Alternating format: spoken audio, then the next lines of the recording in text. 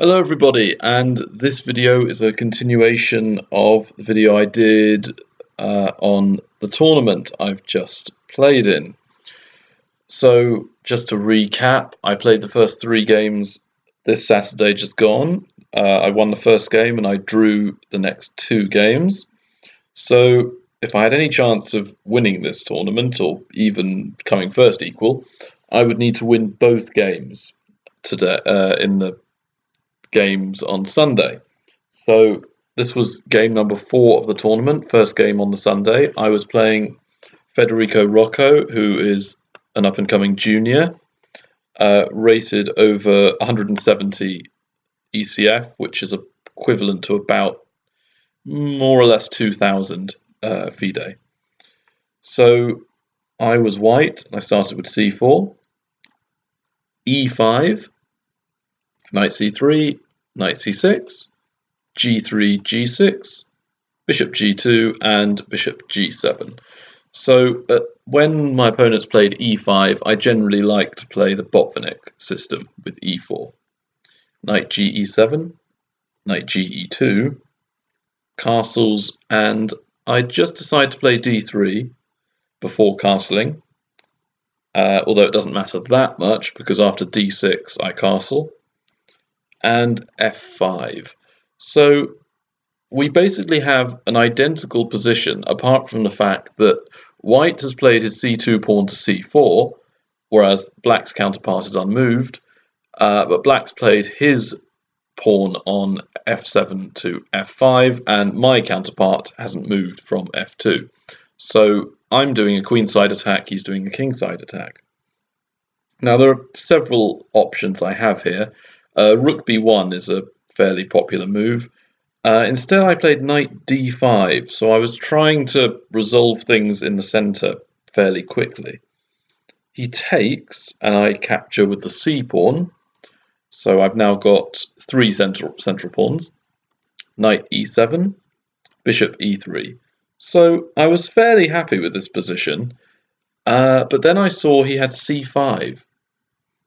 And now, unless I take, then everything's going to get very cramped in the centre, and maybe black is doing quite well here. So I take, and he captures with the b pawn.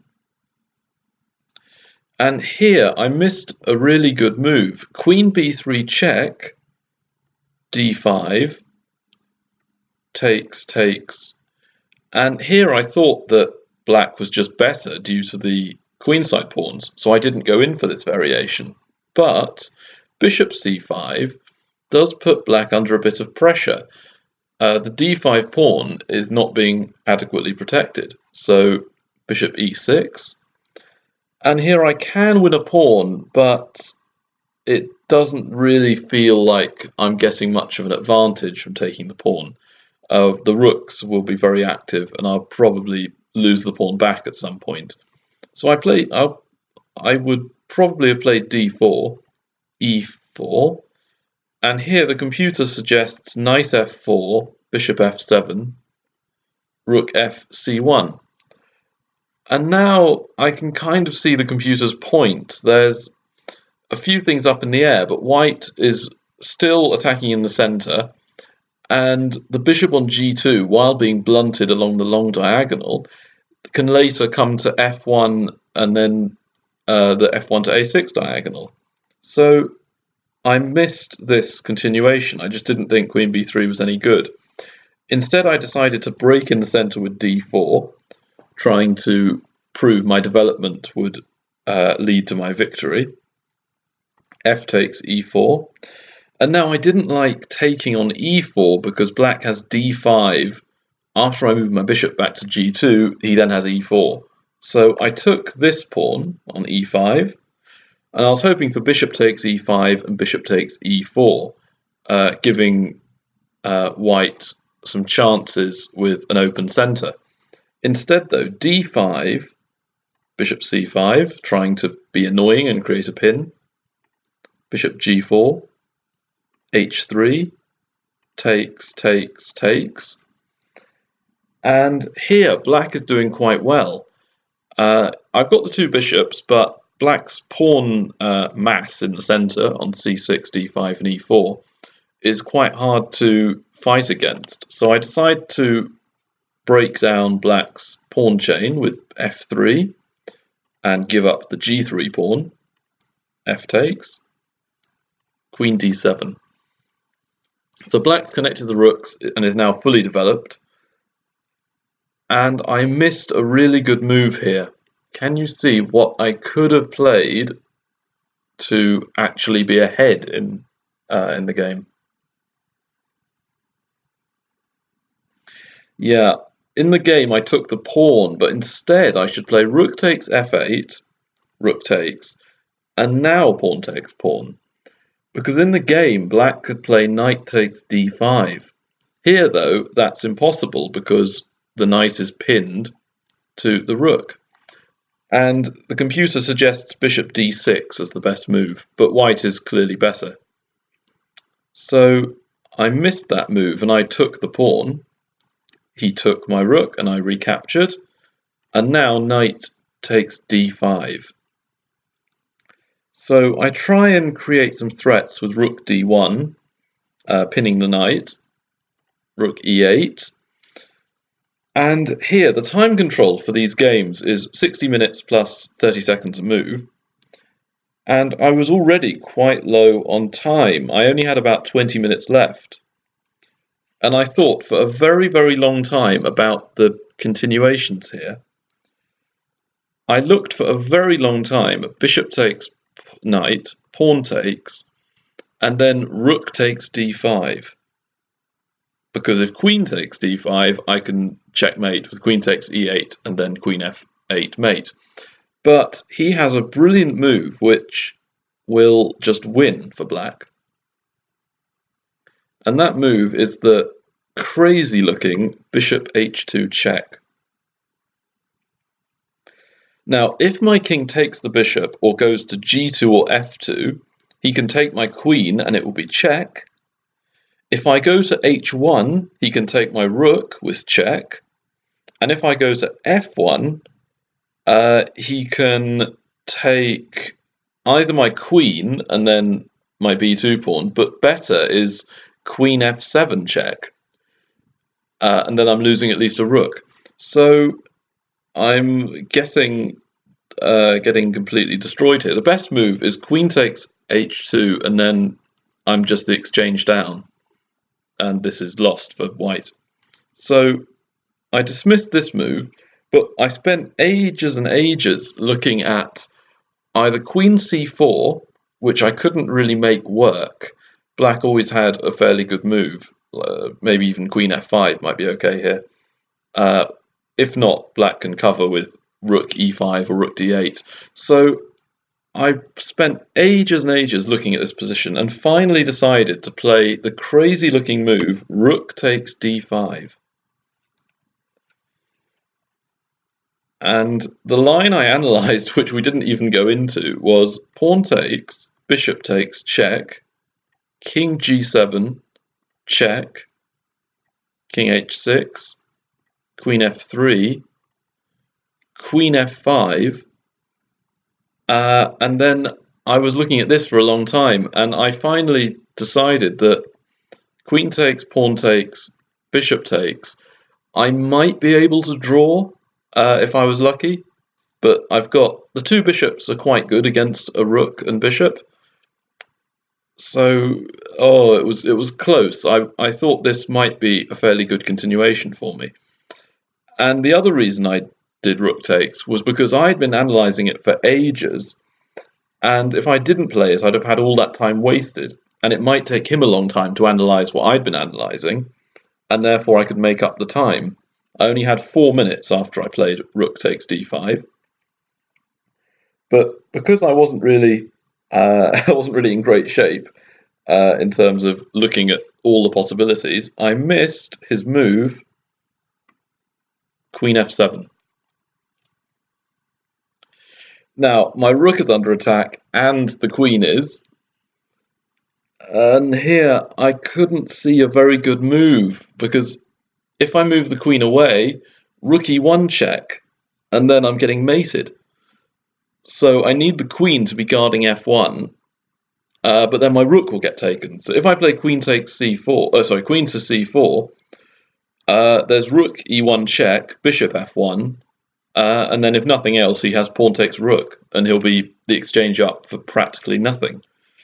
So I played queen d1, rook e1 check, queen takes e1, bishop takes, rook d8 check, king g7. So at this point, this is similar to my first game of the tournament, where I sacked a queen for a rook and bishop. Unlike that game, though, I don't really have a huge attack against him. So I decided to threaten various things with bishop takes c6. I'm going for rook d7 to pin the queen and win. And he actually had ages, he had half an hour, but I think he was sort of psychologically was mirroring me because I was moving very, very fast as I only had about a minute left on my clock. And so he was also moving fast and played queen takes a2, which I like to call it as the queen being offside. Queen's way in the corner and is not really influencing anything where the actual action is taking place. So it feels like I'm temporarily a rook and bishop up, if I can sort of show you how my mind is working. So I think maybe I can get a checkmate or at least win material with bishop d4, king h6, bishop e3 check, and he can go to g7 and get a draw, but of course my opponent was not wanting a draw here. What's amazing is that in this sequence, I actually play every move perfectly, but I was convinced I must be missing loads and loads of checkmating ideas. But g5, rook d6 check, and king g7, bishop d4 check, king f8, rook d8 check. And notice the king can't go to a light square, it can't go to f7. Why not? Yeah, bishop d5 check will fork the queen and king. So king e7, rook d7 check. And here, actually, it's a drawn game. If black goes onto the back rank, then I'm actually winning. If king f8, I have bishop g7 check, and then discovered checks or forks, winning the queen.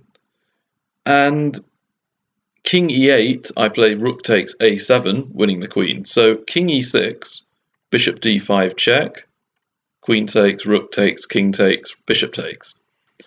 And we played out a few more moves, but I've somehow managed to draw this position when I was quite a lot worse. Bishop b4, bishop e3. Now, as long as I don't lose a pawn, I should be fine. Bishop e7, king f2, h5, king e2. So I'm just making sure I don't lose the b pawn. Because if king c4, I can just make it with my king to c1.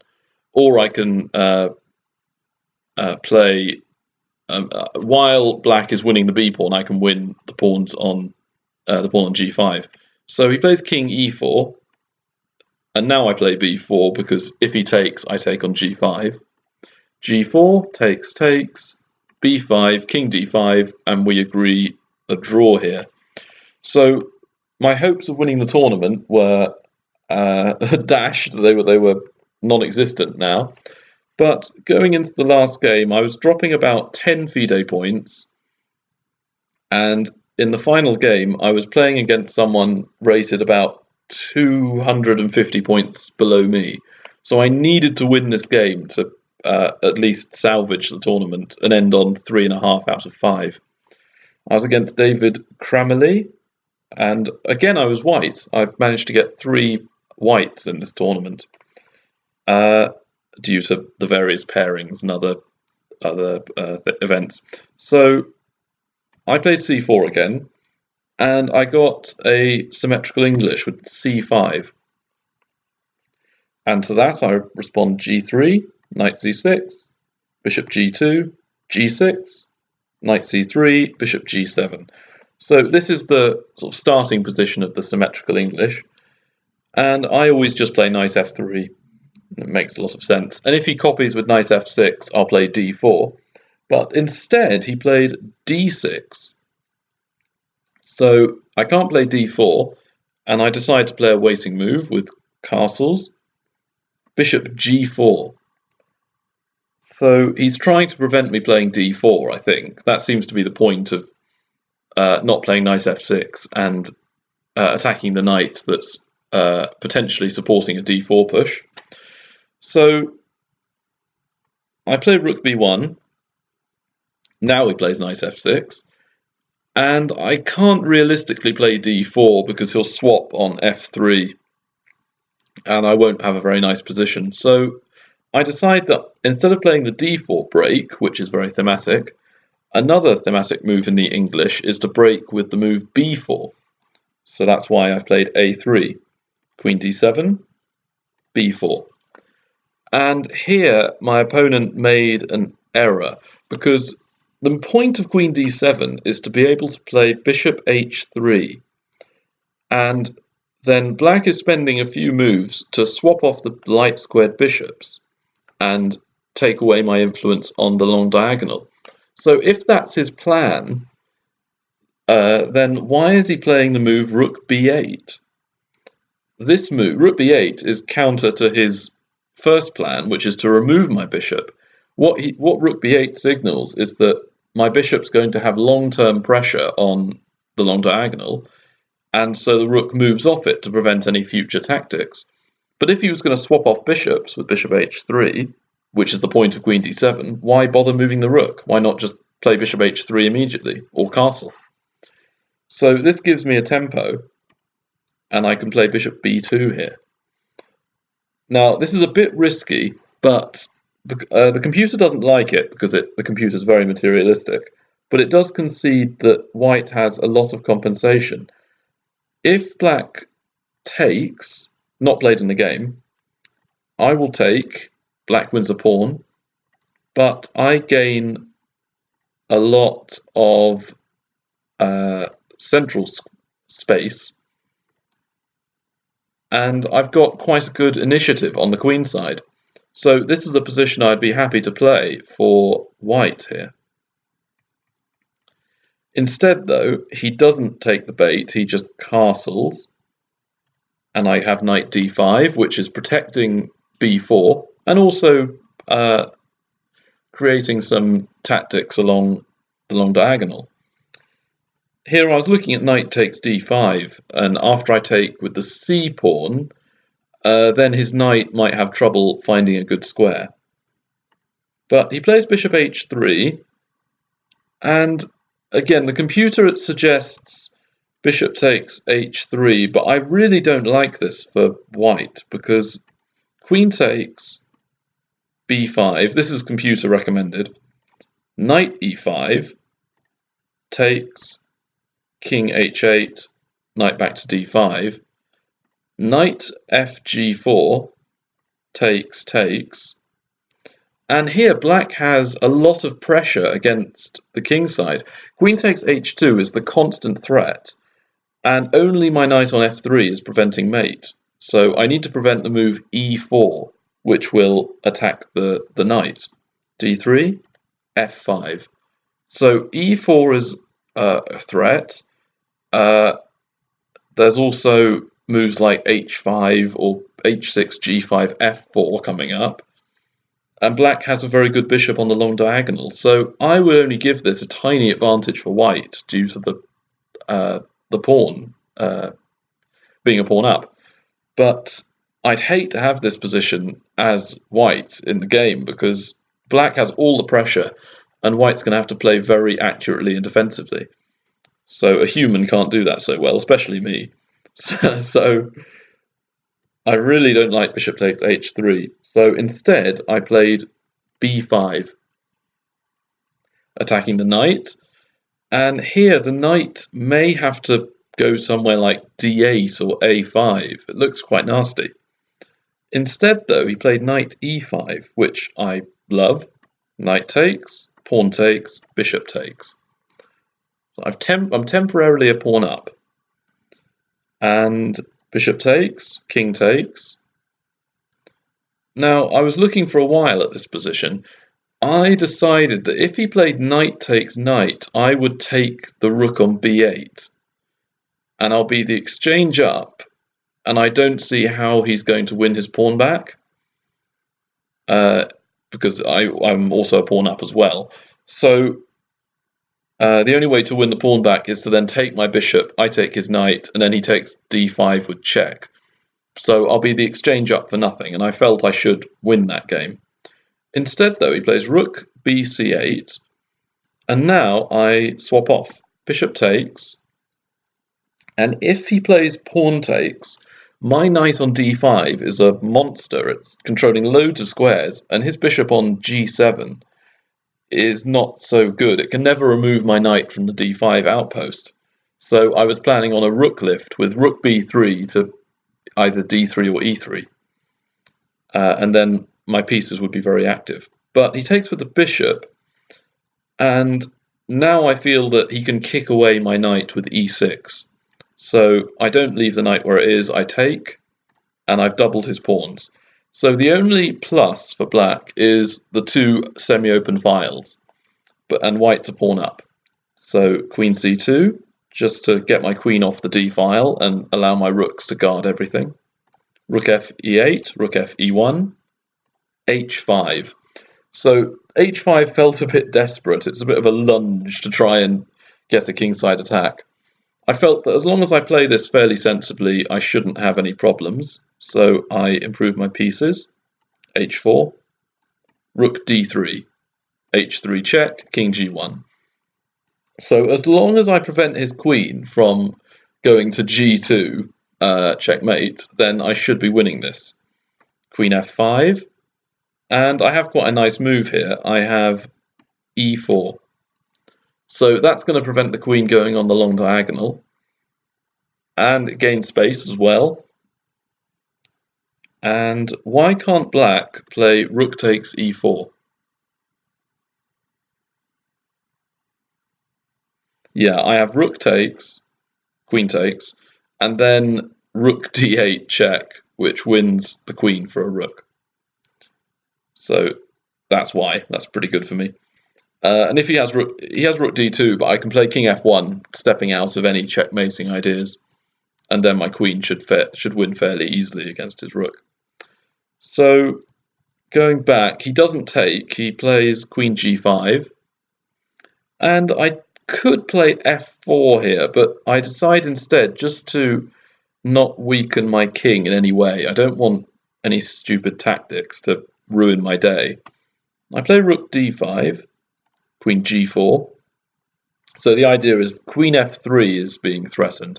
So queen d3, rook e5, and now f3. So I'm just preventing the queen from infiltrating. Next move, I was going to play king f2, which will guard all my pawns, and then maybe I could double or triple on the d file with the rooks. Play rook e3, and then maneuver the rook to d3. But instead, he plays rook takes rook. And now, which pawn would you recapture with? Well, first, you can't take the queen on g4, because then he'll take my queen, and he'll have won a rook. So if you take with the c pawn, that's capturing towards the centre, and it creates a passed pawn. But I did feel that maybe my rook on e1 would have a tough time finding a good square to go to. So instead I take with the e pawn, and surprisingly, for once, the computer agrees with me. This is the best move.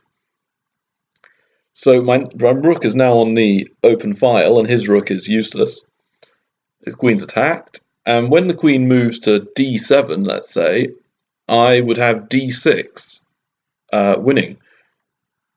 He played queen d4, actually, but let's just look at queen d7. The move which I think wins is just d6. Very nice move. So if rook e8, then I can just take, and then play a move like queen e4, and I'm winning fairly easily. But rook here may look like it could be a problem, but I have this move, which is fantastic. Rook on the 7th. So you can't take the rook because pawn takes queen, rook takes queen, and then e8 equals queen. And what about queen d6? Can you see how white wins after black plays queen d6?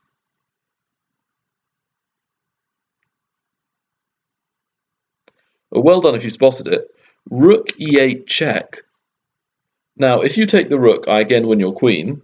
So king g7. And now I have an X-ray attack with rook takes rook on d8. And black's queen can't take the rook because my queen would take it. So I've just won a rook. Anyway, that was my plan. I was certain he was going to play queen d7, but instead queen d4 check, and the rest is fairly simple. Queen takes queen, pawn takes, and now I just want to make sure I can win this, so I play d6. Rook takes c4 is impossible because d7 will create a queen, like this. Rook c8 can't be played, and the pawn on d4 is preventing the rook from stopping the pawn. So king f8 was played, and now I could have been very, very fancy with d7 and win the king and pawn endgame like this. c5, king d7, and then just throw up my queenside pawns. If black does nothing, just shuffles the king to c7 to d7 to c7 to d7, I can march up with my king and take d4. And if his king tries to come around, I can just about make it and win with c6. And here, if black doesn't take my pawn, I've got a passed pawn forever.